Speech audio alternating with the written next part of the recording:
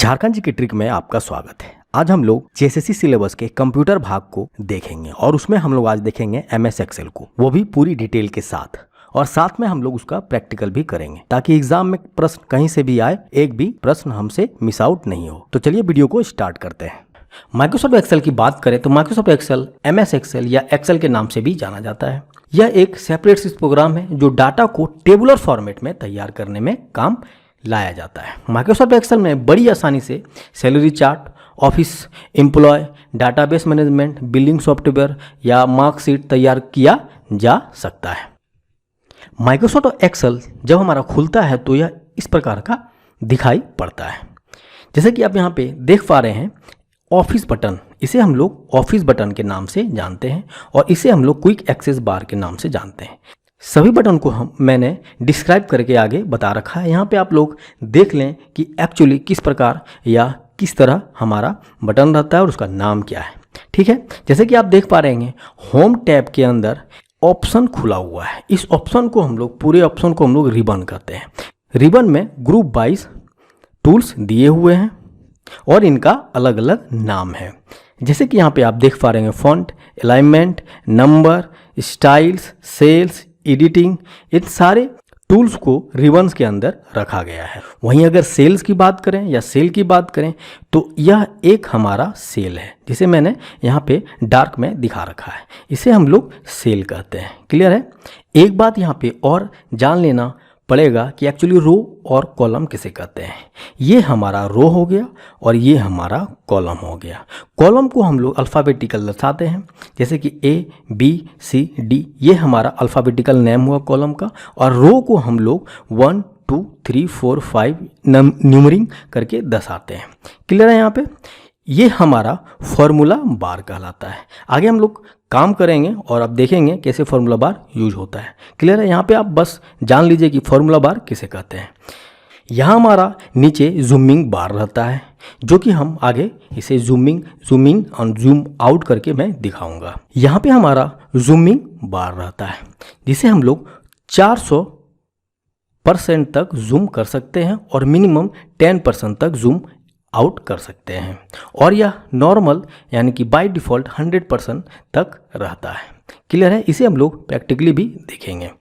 इस बॉक्स को name box बोला जाता है, नेम बॉक्स, और नेम बॉक्स के राइट साइड में ही फॉर्मूला बार रहता है, जिसे मैंने यहाँ पे एरो से दिखा रखा है।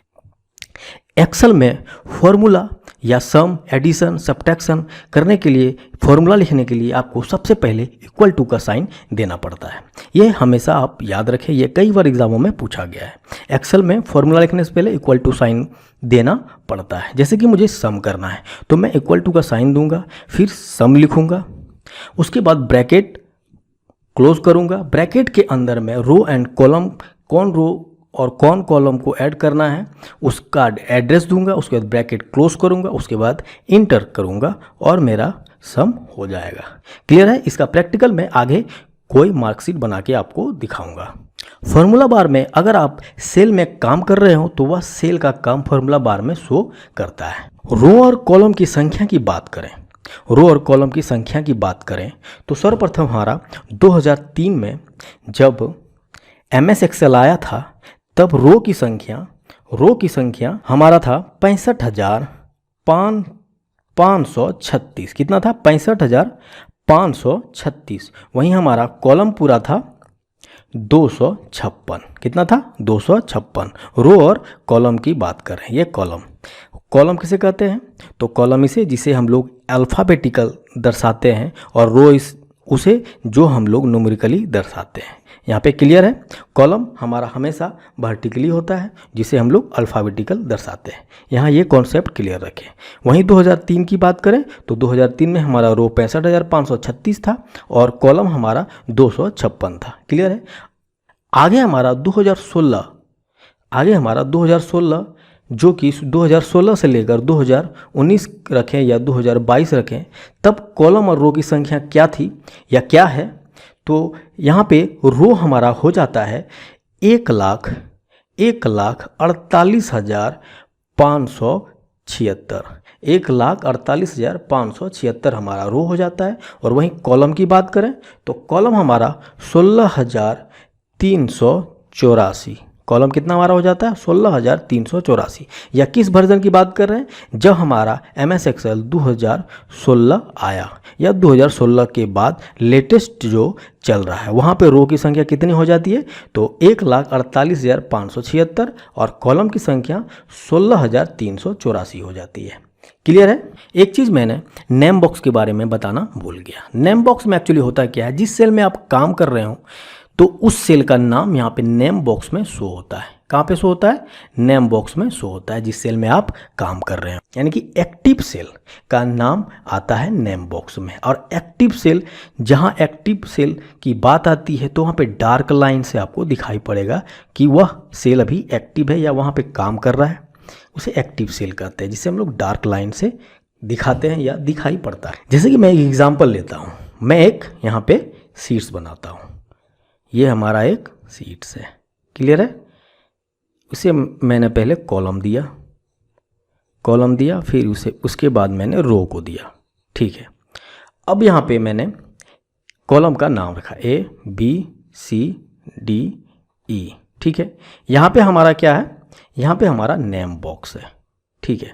मान लो यहाँ पे हमारा नेम बॉक्स है और मैं यहाँ पे काम कर रहा हूँ। कहाँ पे काम कर रहा हूँ, सी पे काम कर रहा हूँ। ठीक है। यानी कि हमारा एक्टिव सेल कौन सा हो गया, तो सी हो गया हमारा एक्टिव सेल। अगर हम लोग बोले तो कॉलम सी और ये हमारा 1 2, ये क्या हो गया हमारा रो 1 में कॉलम सी, क्या है रो 1 में कॉलम सी हमारा क्या हो गया एक्टिव सेल। तो यहाँ पे किस नाम से यहाँ आएगा, तो यहाँ पे हमारा नाम लिखा रहेगा C1, यानी कि पहले लिखा हुआ रहेगा कॉलम का नाम, उसके बाद रो का नाम लिखा रहेगा कि किस रो में है, तो 1 रो में है, और किस कॉलम में है, तो सी कॉलम में है।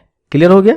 और आगे जब हम लोग प्रैक्टिकल करेंगे अभी जस्ट, तो आप लोग देखेंगे और क्लियर हो जाएगा। यानी कि नेम बॉक्स हमारा क्या करता है, एक्टिव सेल का एड्रेस दिखाता है। वहीं MS एक्सेल में पहली सेल को हम लोग A1 से डिनोट करते हैं। क्यों A1 से, क्यों ये हमारा क्या हो गया कॉलम का नेम और ये हमारा रो हो गया, तो यहाँ पे हम लोग A1 से डिनोट करते हैं। बाय डिफ़ॉल्ट हम लोग नेम बॉक्स में हमेशा A1 ही नेम को पाते हैं। क्या पाते हैं, बाय डिफ़ॉल्ट A1 ही लिखा हुआ रहता है हमारा MS एक्सेल के नेम बॉक्स में। ये क्वेश्चन कई बार एग्जामों में पूछा गया है। क्लियर है।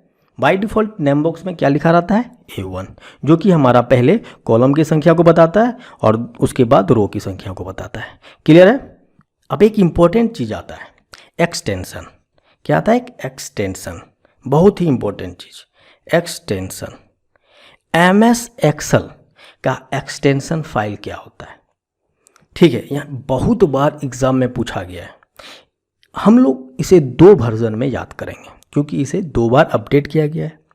पहला 2007 की MS एक्सेल की बात करें जिसका एक्सटेंशन x.xls, ये हमारा 2007 का MS एक्सेल का एक्सटेंशन था। क्या था, x.xlx,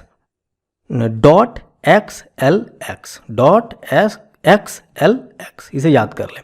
एक्चुअली MS एक्सेल में एक्सटेंशन करता क्या है, यह एक एड्रेस टाइप का या पहचान पत्र आप कह सकते हैं कि यह ऑपरेटिंग सिस्टम को बताता है कि एक्चुअली यह MS एक्सेल का फाइल है और MS एक्सेल में जाके खुलना है। आप कोई भी नाम अपने फाइल में दे देंगे, जैसे कि मैंने एक नाम रखा MMM, यह नाम का मैंने एक MS एक्सेल में एक शीट्स मार्कशीट तैयार किया, तो ऑटोमेटिकली यहाँ पे .xls आ जाएगा। इसे ही हम लोग एक्सटेंशन कहते हैं। जैसे कि डॉट के बाद MP4 आता है, MP3 आता है, ये क्या हो गया हमारा, यह हमारा एक्सटेंशन फाइल का एक एग्जाम्पल हो गया। उसी तरह हम लोग यहाँ पे क्या देख रहे हैं, MS एक्सेल में क्या आता है, पहला जब हम लोग 2007 की बात कर रहे हो तब आता है .xls। क्लियर है। वहीं अगर हम लोग 2017 से लेकर टिल अब तक की बात करें तो एक्सटेंशन क्या आता है हमारा .xlsx। ठीक है, यह हमारा 2017 से लेकर 2022 तक का एक्सटेंशन है MS एक्सेल का। क्लियर है। एक्सटेंशन क्या होता है आपको क्लियर हो गया होगा। एक्सटेंशन एक पहचान होता है, यह ऑपरेटिंग सिस्टम को बताता है कि एक्चुअली यह फाइल खुलना कहाँ है, यह फाइल पावर पॉइंट में खुलना है, यह फाइल MS एक्सेल में खुलना है, या यह फाइल MS वर्ड में खुलना है। अगर गलती से मैंने इस फाइल का नाम नहीं लिखा कि MM फाइल यह नहीं है, या लिखना मैं भूल गया, तो बाय डिफ़ॉल्ट क्या नाम लिख के आएगा। जैसे कि आपका अगर कभी आपने इस पे फाइल नहीं बनाया होगा तो यहाँ पे बाय डिफ़ॉल्ट नाम लिख के आता है बुक 1, फिर लिखाएगा .xlsx, यह हमारा फाइल का नाम लिख के आएगा। क्लियर है। बाय डिफ़ॉल्ट क्या फाइल का नाम लिख के आएगा, book1.xls एक्सटेंशन के साथ। अगर 2003 का रहेगा, 2007 का रहेगा तो क्या आएगा .xls, यह हमारा 2007 वर्जन में आएगा। यहाँ पे क्लियर है। अब आगे हम लोग इसे प्रैक्टिकली करके देखेंगे। प्रैक्टिकली करने का कारण यह है ताकि आप लोगों को यह याद रह सके और अच्छी तरह से याद रह सके। हवा में तीर मारना अच्छा नहीं होता है। क्लियर है। मैं प्रैक्टिकली करके यह बताऊंगा कि एक्चुअली फॉन्ट में आप क्या क्या कर सकते हैं, अलाइनमेंट में आप क्या क्या कर सकते हैं, नंबर में आप क्या क्या कर सकते हैं, या शॉर्ट की जो इम्पोर्टेंट है, एग्ज़ाम में कई शॉर्ट्स की पूछे जाते हैं, उसका लाइव मैं एग्जाम्पल दे के आपको बताऊंगा कि यह शॉर्ट की से क्या क्या आपका MS एक्सेल में काम कर सकते हैं। या शॉर्ट्स की का नोट डाउन में आगे बहुत सारा करके रखा हूँ, उसे मैं आपको नोट डाउन करा लूँगा, जो इम्पोर्टेंट है उसका प्रैक्टिकल करके भी मैं दिखाऊंगा। क्लियर है। तो चलिए हम लोग सबसे पहले प्रैक्टिकल पे जाते हैं, उसके बाद हम लोग एक एक करके सारे बटन्स को नोट डाउन कर लेंगे। यह है हमारा MS एक्सेल, जिसे मैंने ओपन करके रखा हुआ है। बाय डिफ़ॉल्ट मैंने नेम बॉक्स में क्या नाम बताया था आपको, A1, जो कि यहाँ पे A1 शो किया है। A1 शो इसलिए किया है क्योंकि यहाँ पे एक्टिव सेल हमारा कॉलम A और रो 1 का है, इसीलिए यहाँ पे A1 शो किया है। जैसे कि आप यहाँ देखिए मैंने इसे C पे कर लिया तो यहाँ पे C1 लिखा। C क्या है हमारा कॉलम का नेम, और 1 क्या है हमारा रो का नेम। मैं यहाँ पे और आगे ले जाता हूँ, F पे ले आता हूँ, देखता हूँ क्या लिखता है। F11 यहाँ पे हमारा एक्टिव सेल क्या है, F11 इट मीन्स कि कॉलम F, यहाँ पे कॉलम F और 11 हमारा रो है। क्लियर है। यहाँ पे तो नेम बॉक्स में हमारा एक्टिव सेल का नाम दिखाई पड़ता है, वहीं ठीक नेम बॉक्स के ठीक राइट साइड में फॉर्मूला बार होता है। एक्चुअली फॉर्मूला बार क्या शो करता है, जैसे कि मैं यहाँ पे कुछ लिख रहा हूँ SURAJ, तो आप देख रहे होंगे फॉर्मूला बार में SURAJ दिखाई पड़ रहा है, यानी कि फॉर्मूला बार में जो आप एक्टिव सेल में काम कर रहे हो वो शो करने का काम हमें फॉर्मूला बार में देखने को मिलता है। क्लियर है।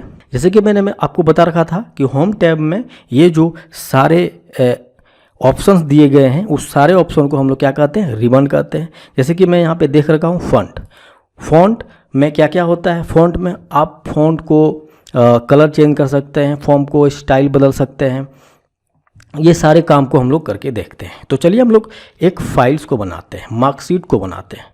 ठीक है। यहाँ पे एक मार्कशीट को बनाते हैं, हेडिंग देते हैं हम लोग मार्क शीट। इसे हम लोग बोल्ड करना चाहते हैं। क्या करना चाहते हैं, इसे हम लोग बोल्ड करना चाहते हैं।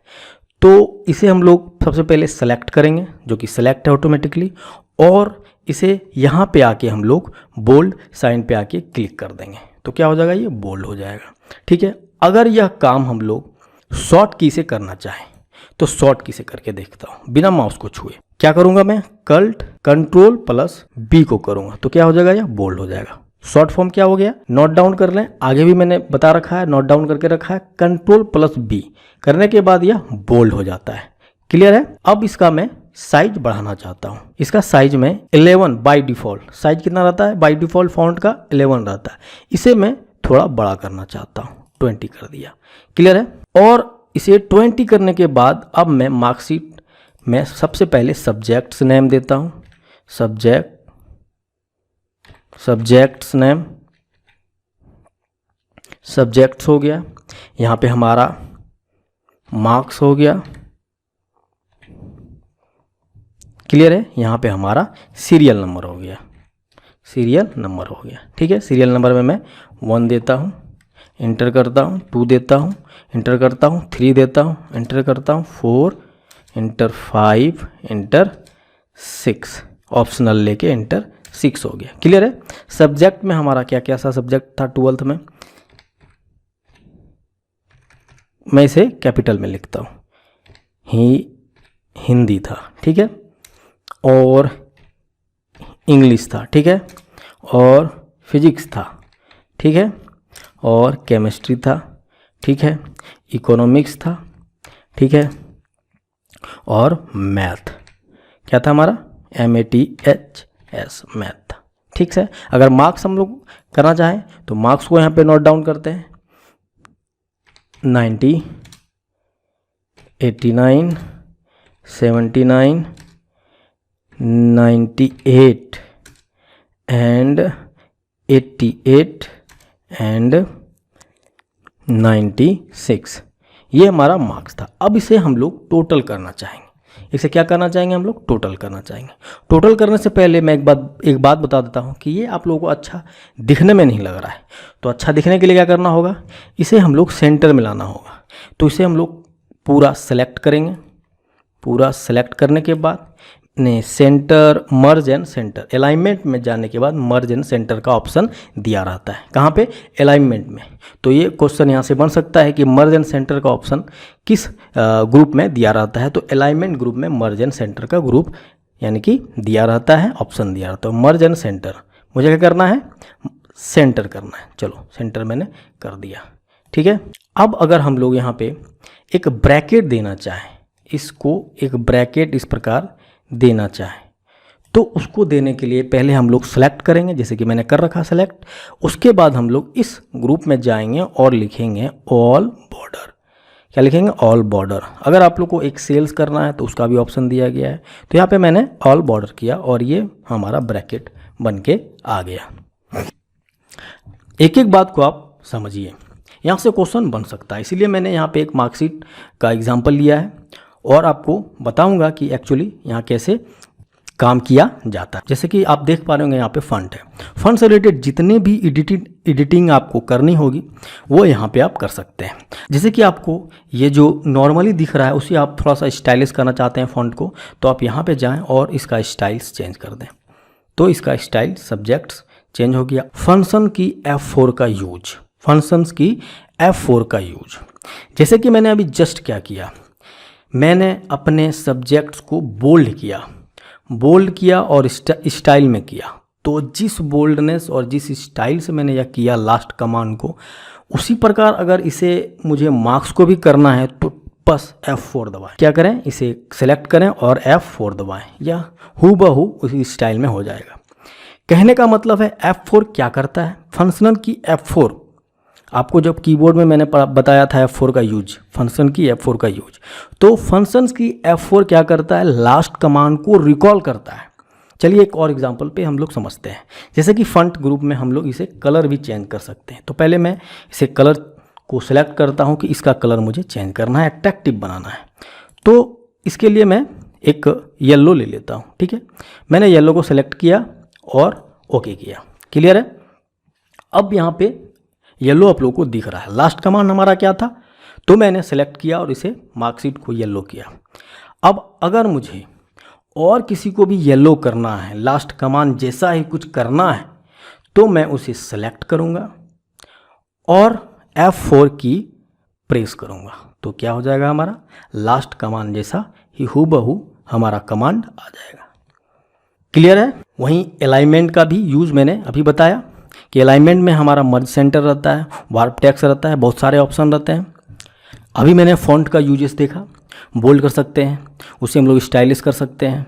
उसका शॉर्ट फॉर्म में देखा, बोल्ड करने के लिए हमें शॉर्ट क्या करना होगा, बस सेलेक्ट करना होगा और Ctrl+B को प्रेस करना होगा। क्या करना होगा, Ctrl+B, और ऑटोमेटिकली यह बोल्ड हो जाएगा।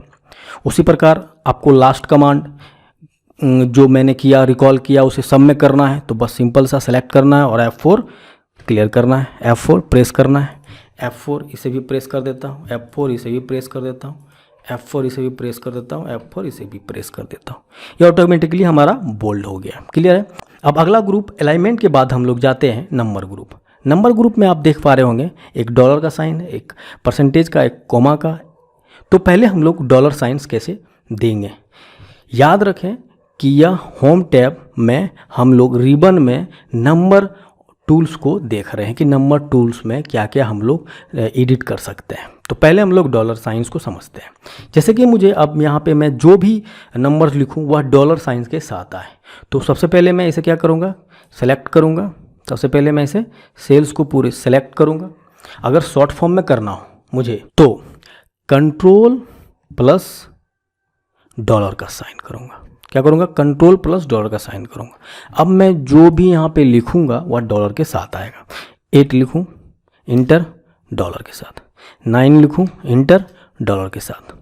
सारे सेल को मैंने सेलेक्ट करके किया ऐसा, तो सारे सेल में ही यही आएंगे जहाँ तक मैंने सेलेक्ट करके रखा।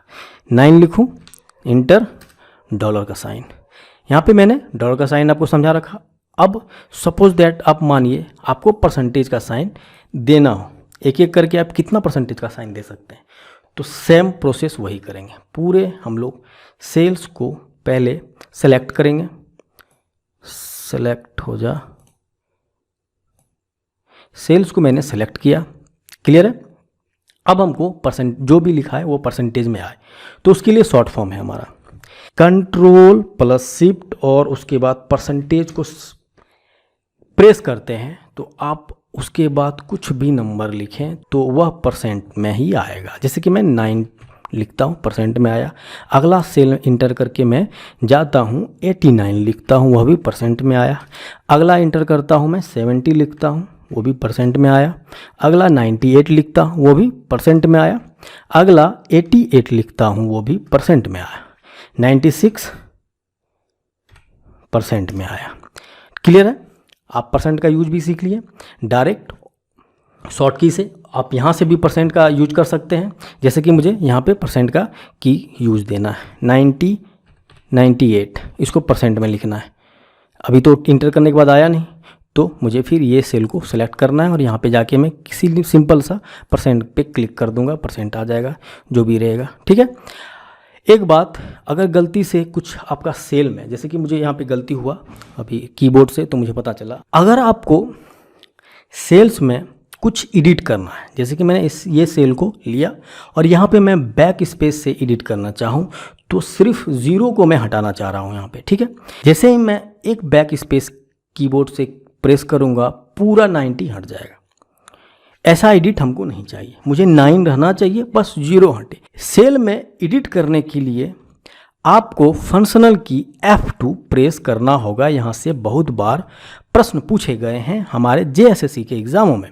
तो हमें क्या करना है, सबसे पहले सेल को सिलेक्ट करना है, F2 प्रेस करना है और उसके बाद आप बैक स्पेस डालें, सिर्फ 9 आ रह गया। देख रहे हैं आप, प्रैक्टिकली का एक यही है फ़ायदा कि आपको याद रहेंगी चीज़ें। आपको मैंने जितना भी शॉर्ट्स की बताया, MS एक्सेल में करके बताया, वह आपको माइंड मेमोरी कैप्चर करके रखेगा। क्लियर है। अब मैं यहाँ पे एक इम्पोर्टेंट चीज़ बताने जा रहा हूँ, टोटल करना है। मुझे क्या करना है, टोटल करना है, टोटल सम करना है, टोटल करना है। क्लियर है। टोटल सम करना है। तो सम करने के लिए एक फॉर्मूला है हमारा। क्या है हम फॉर्मूला, और डायरेक्ट भी बताऊंगा मैं और शॉर्ट्स की के द्वारा भी बताऊंगा। तो फॉर्मूला है हमारा इक्वल टू का साइन, ठीक है, फिर मैं सम लिखूंगा, SUM सम, ठीक है, फिर ब्रैकेट दूंगा, ठीक है। उसके बाद जितना भी सेल को मुझे सम करना है उसे सेलेक्ट करूंगा। अगर मैं शॉर्ट की के द्वारा सम करूं तो कैसा होगा, और क्या शॉर्ट की हमारा होगा, तो शॉर्ट की हमारा होगा अल्ट के साथ इक्वल टू का साइन आप प्रेस करें, अल्ट के साथ इक्वल टू का साइन प्रेस करें, ऑटोमेटिकली सारा सेल्स हमारा सेलेक्टेड था इसलिए सेलेक्ट दिखाया, और मैं इंटर करूंगा और यह सम हो जाएगा। स्क्रीन के द्वारा सम करना है, ठीक है। तो स्क्रीन के द्वारा अगर सम करना है तो सबसे पहले मैं इसे सेलेक्ट करूंगा या अल्ट सम में जाऊंगा और उसे क्लिक करूंगा। अल्ट सम में जाने के बाद, क्लिक करने के बाद ऑटोमेटिकली जितना सेल है हमारा सेलेक्ट हो जाएगा। उसके बाद मैं इंटर करूंगा और यह हमारा सम आ गया। मैं कहाँ पे गया, फिर से आप ध्यान दें मेरे माउस को, यही कर्सर पॉइंट को बता रहा था कि कर्सर पॉइंट होता है क्या। ये माउस को जो ब्लिंक पॉइंट दिखाता है उसे ही कर्सर बोला जाता है। इस कर्सर को ध्यान दें। यह मैं यहाँ पे गया हूँ बैक स्पेस पे। सबसे पहले देखिए मुझे ऑटोमेटिकली इसे एडिशन करना है, वो भी ऑप्शन के द्वारा। तो चलिए यहाँ पे अल्ट सम अगर आप क्लिक करते हैं तो ऑटोमेटिकली क्या हो जाता है, सेलेक्ट हो जाता है और इंटर करने के बाद हमारा एडिशन हो जाता है। ऑटो सम से हमारा सम होता है, पहला हो गया। दूसरा हो गया शॉर्ट की द्वारा। तो शॉर्ट की क्या था हमारा, अल्ट के साथ साथ हम लोग इक्वल टू साइन को प्रेस करेंगे तो सम हो जाएगा। तीसरा था हमारा कि हम लोग फॉर्मूला को डायरेक्ट लिखेंगे और उसके बाद सेल को सेलेक्ट करेंगे, उसके बाद इंटर करेंगे तो हमारा सम हो जाएगा। क्लियर है। अब अगले ग्रुप में हम लोग जाते हैं। मैंने यहाँ पे नंबर ग्रुप्स को बताया। अब अगला ग्रुप स्टाइल्स ग्रुप में जाते हैं। उसमें हम लोग कंडीशनल फॉर्मेटिंग में जाते हैं। अगर मुझे यहाँ पे कुछ ग्राफ के द्वारा दर्शाना हो कि किस प्रकार ग्राफ ये किस प्रकार ये 90 ज़्यादा है और किस प्रकार ये 70 कम है, उस प्रकार कलर वाइज दर्शाना हो तो मुझे कंडीशनल फॉर्मेटिंग में जाना होगा। एक्चुअली यह कौन से ग्रुप में है, तो स्टाइल ग्रुप में है। तो मैं कंडीशनल फॉर्मेटिंग में आया और कंडीशनल फॉर्मेटिंग में मैंने डाटा बार्स में क्लिक किया और डाटा बार्स में क्लिक करते ही अलग विंडो खुला, उसमें बहुत सारे ऑप्शन, बहुत सारे कलर के साथ। तो मुझे जो भी कलर अच्छा लगे मैं उसे चूज़ कर लूँगा। तो मुझे ये कलर अच्छा लग रहा है, ठीक है, ये कलर को मैंने चूज़ किया। कमांड काम नहीं किया तो मैं पहले सेल्स को सेलेक्ट कर लेता हूँ। जिस सेल में मुझे वह कमांड को यूज करना है उसे मैं सेलेक्ट कर लूँगा। सेलेक्ट मैंने किया, मुझे ये पार्टिकुलर सेल मार्क्स में चाहिए तो मैंने यहाँ तक सेलेक्ट किया। उसके बाद मैं कंडीशनलिंग फॉर्मेटिंग में जाऊँगा और उसे डाटा बार में जाऊँगा और जो भी कलर मुझे अच्छा लगे मैं उसे यूज कर लूँगा। ठीक है, जैसे कि आप देख पा रहे हैं कि किस प्रकार ये ग्राफिकल वे में आपको नंबर्स को दिखाई दे रहा है। तो क्लियर है। यहाँ से मैंने स्टाइल्स में भी जाके कुछ स्टाइल्स को सीखा। अगला सेल्स में जाता हूँ। ठीक है, सेल्स में जाने में क्या क्या ऑप्शन आप देख पा रहे होंगे। इंसर्ट, सेल को इंसर्ट करना, सेल को डिलीट करना और सेल को फॉर्मेट करना या शीट्स को फॉर्मेट करना, ये सब ऑप्शन यहाँ पे दिया गया है। ठीक है, तो मुझे इंसर्ट करना है। जैसे कि मुझे इंसर्ट करना है सेल, तो मुझे पहले सेल्स में जाना होगा। पहले मैंने रो को इंसर्ट करना है। ठीक है, तो मैंने यहाँ पे रो को सेलेक्ट किया, एक न्यू रो इसके बाद मुझे इंसर्ट करना है। तो मैं यहाँ पे जाऊँगा और इंसर्ट शीट्स रो, तो यहाँ पे मेरा हो जाएगा इंसर्ट। एक रो मुझे यहाँ पे मिल गया एक्स्ट्रा, आप देख सकते हैं। ठीक है, अब वहीं मुझे और जाना है और मुझे रो चाहिए तो मैं क्या करूँगा, लास्ट कमांड मेरा था वहाँ से, अब लास्ट कमांड हमारा कीबोर्ड से होगा जो कि मैं बता रखा हूँ आपको। F4 क्लिक करें आप, आपका ऑटोमेटिकली सेलेक्ट करें। मैंने सेलेक्ट किया, ऑटोमेटिकली F4 क्लिक करें, ऑटोमेटिकली लास्ट कमांड आपका जो है वही आएगा। लास्ट कमांड था हमारा कि मुझे एक रो चाहिए था तो रो आ गया। फिर मैंने F4 क्लिक किया, मुझे एक और रो चाहिए तो एक और रो आ गया। क्लियर है। अब आगे हम लोग कुछ और एडिटिंग को देखते हैं। अब आगे हम लोग इसे एक अलग ग्राफिकल वे में अगर मुझे प्रदर्शित करना हो तो क्या करना होगा, तो मुझे इसे पूरा सेलेक्ट करना होगा। मैंने इसे पूरा सेलेक्ट कर लिया और उसके बाद मैंने अल्ट के साथ साथ F1 प्रेस किया और ऑटोमेटिकली एक मेरा ग्राफ बन के आ जाएगा। जैसे कि आप यहाँ पे देख पा रहे हैं, पूरा टेबल्स को मैंने सेलेक्ट किया। उसके बाद शॉर्ट्स की क्या रखा मैंने, अल्ट के साथ F1। तो यहाँ पे हमारा F1, F2 एंड F4 का यूजेस हमने फंक्शन की का यूज भी देखा। F1 से क्या हो गया, अगर F1 से एक और यूज है, F1 से आप हेल्प भी ले सकते हैं, लेकिन MS एक्सेल की बात करें तो F1 से हमारा अल्ट के साथ अगर F1 प्रेस करते हैं तो हमारा एक ग्राफिकल चार्ट आ जाता है। जैसे कि आप यहाँ पे देख पा रहे होंगे। सब्जेक्ट मेरा सबसे हाईएस्ट कौन था, तो मैथ यहाँ पे दर्शा रखा है। जैसे कि देखिए आप, सबसे हाईएस्ट मैथ 96। तो एक ग्राफिकल वे में करने के लिए मुझे शॉर्ट की का यूज करना होगा। उस शॉर्ट्स की का क्या नाम है, क्या क्या करना होगा, तो अल्ट के साथ साथ F1 फंक्शनल की को प्रेस करें और ग्राफिकल वे में आ गया। क्लियर है। अब यहाँ पे एक और शॉर्ट्स की को अगर आपको सीखना है, सिंपल सा है। जैसे कि आप अगर इसे कॉपी करना चाहते हो तो उसके लिए मुझे शॉर्ट्स की का यूज करना होगा। पहले मैं सेलेक्ट करूँगा, उसके बाद कंट्रोल के साथ मैं इसे सी करूँगा। या कॉपी हो गया। अब मुझे जहाँ भी इसे पेस्ट करना है वो सिलेक्ट करूँगा और कंट्रोल के साथ भी प्रेस करूँगा, तो ये ऑटोमेटिकली मेरा कॉपी हो जाएगा। देख पा रहे हैं आप, एक चार्ट यहाँ पे है, एक चार्ट यहाँ पे है। तो इस प्रकार हम लोग कंट्रोल और पेस्ट भी कर सकते हैं शॉर्ट्स की के द्वारा। क्लियर है? हमने कितने शॉर्ट्स की को देखा, उसके बाद फॉर्मूला बार का यूज किया, हमने नेम बॉक्स को समझा, हमने सेल्स को समझा। जैसे कि एक्टिव सेल की बात हो रहा है तो एक्टिव सेल ये है हमारा, जिस सेल पे मैं काम कर रहा हूँ उसका नाम कहाँ पे शो करेगा, तो नेम बॉक्स में। फॉर्मूला बार में क्या शो करेगा, तो जिस सेल पे मैं काम करूँगा और जो भी मैं लिखूँगा वह शो कहाँ करेगा, तो फॉर्मूला बार में शो करेगा। ये सब चीज़ें हमेशा एग्ज़ाम में सिंपल सी चीज़ें ही पूछी जाती है। उस प्रकार मैंने फंट ग्रुप में जाके आपको फंट से रिलेटेड कुछ एडिटिंग बताया, अलाइनमेंट में जाके अलाइनमेंट से रिलेटेड कुछ एडिटिंग बताया, नंबर्स में जाके नंबर से रिलेटेड कुछ एडिटिंग बताया, स्टाइल्स में जाके कुछ स्टाइल से रिलेटेड एडिटिंग बताया, सेल्स में जाके सेल से रिलेटेड कुछ एडिटिंग बताया। वहीं अगर सेल्स डिलीट करने की बात हो तो चलिए मैं सेल्स डिलीट करके एक बताता हूँ। मुझे ये सेल्स डिलीट करना है, सपोज दैट मैंने इसे पूरा सेलेक्ट कर लिया, इसे डिलीट करना है तो डिलीट के ऑप्शन में जाऊंगा, बताएगा delete cell, yes delete, okay, पूरा का पूरा डिलीट। आप देख पा रहे होंगे पूरा का पूरा सेल मेरा डिलीट हो गया, पूरा का पूरा कॉलम एंड रो डिलीट हो गया। तो सेल्स में जाके मैंने डिलीट का भी ऑप्शन आपको बता दिया। इस प्रकार हम लोग अगर पढ़ें तो मैं दावे के साथ कर सकता हूँ, एक भी प्रश्न आपका अगर MS एक्सेल से छूट जाए तो मैं पढ़ाना ही छोड़ दूंगा। अब एक और चीज़ हम लोग को पढ़ना है जो कि मैंने पीछे बताया कि एक्चुअली एक्सटेंशन फाइल्स होता क्या है। ठीक है, अब आया मेरा काम फाइल को सेव करने के लिए। तो सबसे पहले सेव करने के लिए मैं कहाँ जाऊँगा, फाइल पे जाऊँगा और उसे सेव एज करूँगा। कहाँ पे, तो डी फोल्डर में कुछ नाम दूंगा इसे। मान लो देखिए बाय डिफ़ॉल्ट फाइल का नाम क्या सेव आता है, यहाँ से क्वेश्चन बहुत बार बने हैं एग्जाम में, तो book1.xlsx, यानी कि यह 2017 के बाद वाला MS एक्सेल है, लेटेस्ट। क्लियर है?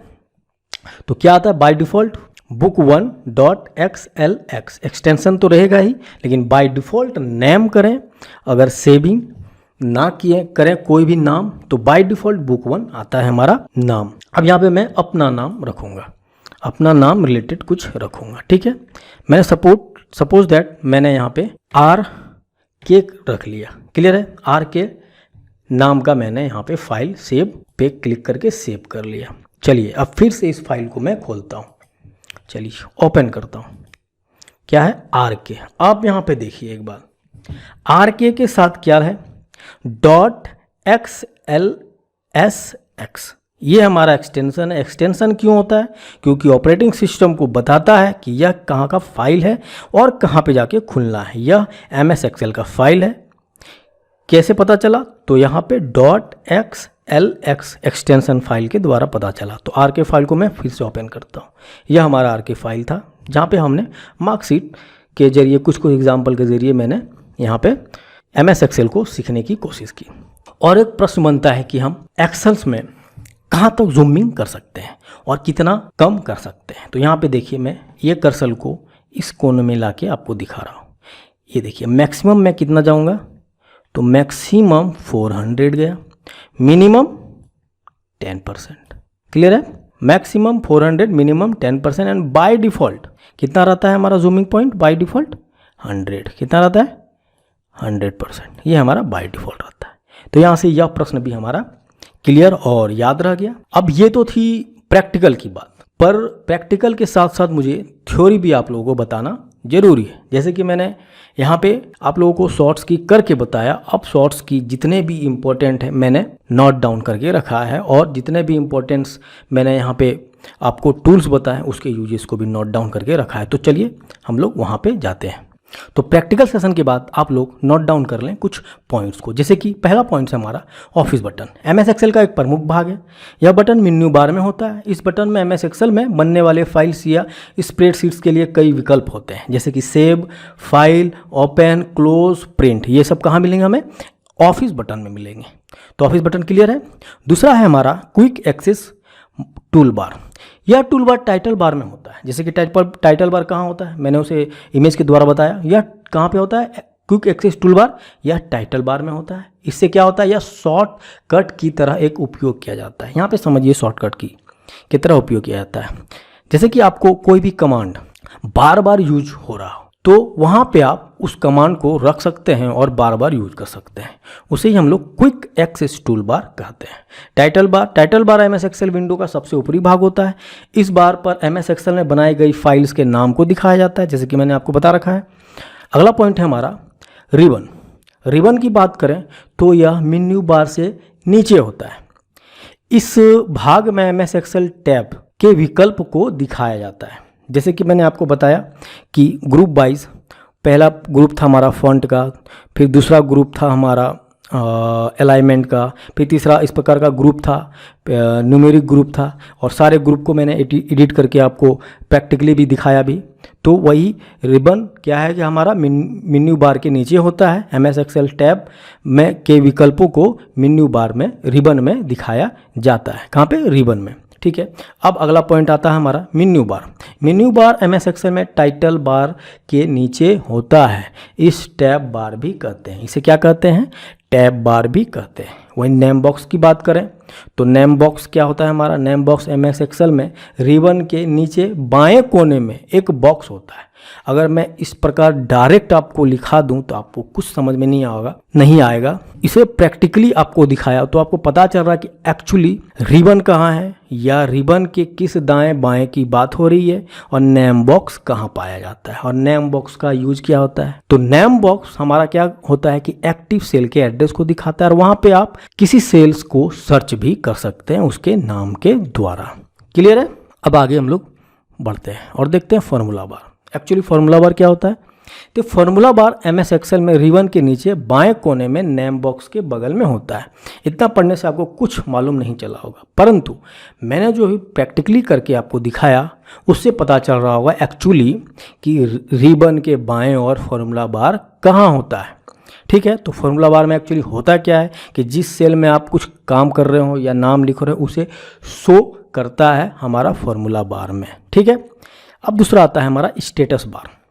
यह क्या होता है, स्टेटस बार एमएस एक्सेल में टेक्स्ट एरिया के बिल्कुल नीचे होता है। इस बार में जूम लेवल नामक टूल होता है जिसकी सहायता से शीट्स को zoom in and zoom out किया जा सकता है। इसके अलावा भी कुछ टूल्स इस बार में होते हैं जैसे language, word count, page number आदि। तो स्टेटस बार मैंने वहाँ पे नहीं दिखाया, अब यहाँ पे दिखा रहा हूँ कि जूम यहाँ पे भी हम लोग जूम इन जूम आउट कर सकते हैं और लैंग्वेज को यहाँ से चेंज कर सकते हैं, वर्ड काउंट कर सकते हैं, पेज नंबर ले सकते हैं या पेज आदि हम लोग ले सकते हैं। स्क्रॉल बार की बात करें तो स्क्रॉल बार दाएँ तरफ लंबवत वर्टिकल एक लाइन होती है। इस प्रकार यहाँ पे आप देखे होंगे इस प्रकार एक वर्टिकल लाइन रहेगी। इससे क्या होगा कि आप स्क्रॉल करेंगे तो यह पूरे पेज को अप एंड डाउन आप कर सकते हैं आसानी से, नीचे ऊपर दाएं बाएं आप कर सकते हैं। उसे ही हम लोग स्क्रॉल बार के नाम से जानते हैं। ठीक है, अब आगे हम लोग देखते हैं टेक्स्ट एरिया।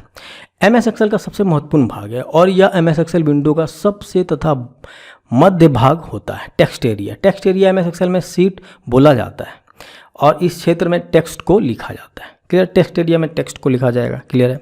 चलिए, कुछ जो चीज़ें आप लोग वहाँ पे नहीं देखे हों प्रैक्टिकली में, वो यहाँ पे मैं कुछ चीज़ें को बता देता हूँ फिगर के अनुसार। जैसे कि आपको यहाँ पे हमारा क्विक एक्सेस टूल बार है, उसका यूज़ को मैंने बताया। यहाँ पे हमारा ऑफिस बटन है, इसमें कौन कौन से बटन है उसका भी बताया। ये हमारा रिबन हो गया। ठीक है, ये हमारा फॉर्मूला बार हो गया और ये हमारा स्क्रॉलर हो गया। इसके ही सहायता से हम अप एंड डाउन कर सकते हैं आसानी से पेज को। ये हमारा नेम बॉक्स हो गया जो कि बाय डिफ़ॉल्ट A1 शो करता है और ये हमारा मेन्यू बार, इसी मेन्यू बार की बात हो रही थी। ठीक है, बाय डिफ़ॉल्ट क्या होता है हमारा माइक्रोसॉफ्ट में कुछ भी अगर हम लोग शीट्स बनाते हैं या कुछ भी काम करते हैं और उसे सेव ना करें तो बाय डिफ़ॉल्ट नाम क्या शो करता है, बुक 1। ये हमेशा याद रखें। बाय डिफ़ॉल्ट टाइटल क्या होता है हमारा, बुक 1। क्लियर है, फिर डॉट के साथ XLX। ठीक है, यहाँ से और क्लियर हो गया हमारा। अब आगे हम लोग बढ़ते हैं और देखते हैं एक्सटेंशन। एक्सेल फाइल के एक्सटेंशन क्या होता है, यह हमारे फाइल्स की पहचान होती है। एक्सटेंशन हमें फाइल के नाम के अंदर में लगे होते हैं जैसे कि मैंने आपको बता रखा है। ठीक है, अब हम लोग कुछ ऑपरेटर्स को देखते हैं। ठीक है, type of operator in MS Excel. पहला ऑपरेटर है हमारा अंक गणित, दूसरा है हमारा तुलनात्मक ऑपरेटर, तीसरा है हमारा पाठ्य ऑपरेटर जिसे हम लोग टेक्स्ट ऑपरेटर भी कहते हैं, चौथा है हमारा संदर्भ ऑपरेटर जिसे हम लोग रेफरेंस ऑपरेटर भी कहते हैं। ठीक है, तो कौन कौन से ऑपरेटर हैं उसे चिन्हना भी जरूरी है। अंकीय ऑपरेटर की बात करें यानी कि अर्थमेटिकल ऑपरेटर की बात करें तो ये सब हमारे क्या हो गए, अर्थमेटिकल ऑपरेटर। छोटा सा छोटा चीज़ भी मैं बताऊंगा आपको और क्लियर करूंगा ताकि क्वेश्चन कहीं से भी आए आपका एक भी प्रश्न छूटे नहीं, ये मैं आपको दावे के साथ कहता हूँ। ये साइन सारे को हम लोग अंकीय गणित ऑपरेटर या अर्थमेटिकल ऑपरेटर कहते हैं। प्रश्न कई बार पूछे गए हैं यहाँ से छोटे छोटे एग्जामों में। ठीक है, अगला है हमारा तुलनात्मक ऑपरेटर। तुलनात्मक ऑपरेटर की बात करें तो ये सब हमारे तुलनात्मक ऑपरेटर हैं। Equal to, greater than, smaller than, equal to, ये सब हमारे क्या हो गए, तुलनात्मक ऑपरेटर। ठीक है, कंपैरिजन करना, तुलनात्मक। ठीक है, तीसरा है हमारा पाठ्य ऑपरेटर। पाठ्य ऑपरेटर की बात करें तो ये एम्परसेंट, ये सब क्या हो गया हमारा पाठ्य ऑपरेटर। संदर्भ ऑपरेटर, रेफरेंस ऑपरेटर में हमारा कॉलम आ गया, सेमी कॉलम गया, ये सब हमारा रेफरेंस ऑपरेटर हो गए। ठीक है, MS एक्सेल की शॉर्ट की, आप लोग इसे शॉर्ट स्क्रीन अपने मोबाइल से या लैपटॉप से पढ़ रहे हो, शॉर्ट स्क्रीन ले लें। तो चलिए MS एक्सेल की शॉर्ट्स की कुछ हम लोग जानते हैं। Ctrl+A, सभी सेल को सिलेक्ट करने के लिए Ctrl+A करना होता है, पहला हो गया हमारा। दूसरा हो गया हमारा Ctrl+B, टेक्स्ट को बोल्ड करने के लिए, जैसे मैंने टेक्स्ट को बोल्ड करके आपको बताया। तीसरा होता है हमारा Ctrl+D, ऊपर सेल्स को, कंटेंट को नीचे भरने के लिए। तीसरा हो गया हमारा Ctrl+F, फाइंड बॉक्स को ओपन करने के लिए, यानी कि Ctrl+F को फाइंड बॉक्स को ओपन करने के लिए। वहीं Ctrl+P प्रिंट करने के लिए, Ctrl+R लेफ्ट सेल को, कंटेंट को राइट में भरने के लिए, Ctrl+S सेव करने के लिए, Ctrl+T टेबल बनाने के लिए, Ctrl+F1 show and hide ribbon को आपको हाइड करना है या शो करना है, Ctrl+F1 कर सकते हैं आप। Ctrl+F9 मिनिमाइज करने के लिए, Ctrl+F10 मैक्सिमाइज करने के लिए, Ctrl+स्पेस बार पूरे कॉलम को सिलेक्ट करने के लिए।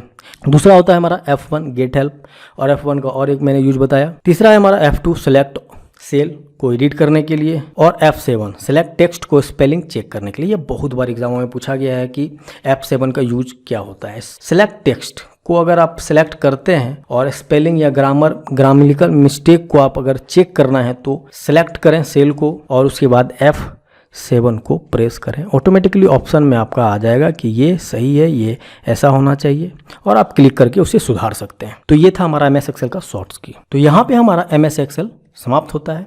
दोस्तों, अगर यह वीडियो आपको अच्छा लगा हो और लगा हो कि कुछ यूजफुल वीडियो हो और कुछ यूजफुल कंटेंट हो तो आप इसका PDF डाउनलोड कर सकते हैं, नीचे कमेंट में दिया गया है। क्लियर है? अगर यदि आप लोगों को सच में यह वीडियो अच्छा लगा हो तभी यह चैनल को सब्सक्राइब करें। जय हिंद, जय भारत।